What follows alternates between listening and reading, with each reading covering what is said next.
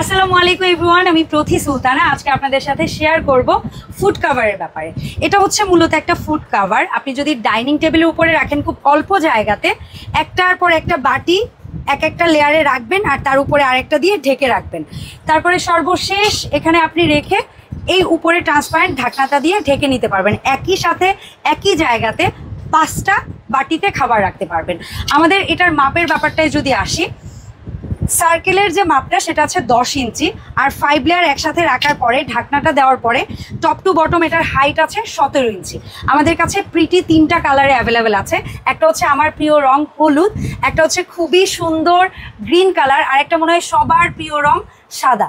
So এই 3টা কালারে তো আপনারা পাচ্ছেন, এবং আমরা কিন্তু 64 জেলায় একেবারে হোম ডেলিভারি দিয়ে থাকি।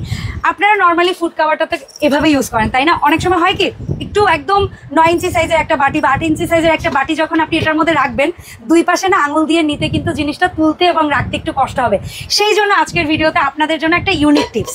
ফর এক্সাম্পল, আপনি বাটিটার নিচে রাখবেন, রাখার পরে জাস্ট জিনিসটা উল্টে দিলেন, আবার আপনি আরেকটা সেম বাটি এখানে রাখবেন, সেমভাবে জিনিসটা উল্টে দিবেন।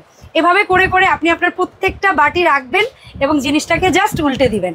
এতে করে হবে কি জানেন, আপনার যখন দরকার হবে আপনি উপরের ঢাকনাটা তুলবেন, এখান থেকে বাটিটা নিয়ে নেবেন।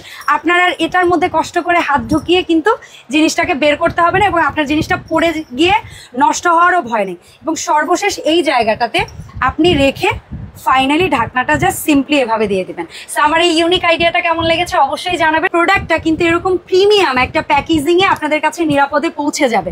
সো পছন্দের পণ্যটি অনলাইনে কেনার জন্য ভিডিও স্ক্রিনে দেওয়া নাম্বারে যোগাযোগ করুন, এবং অর্ডার করার সময় আপনার পছন্দের কালারটি চুজ করে তারপর অর্ডার করুন।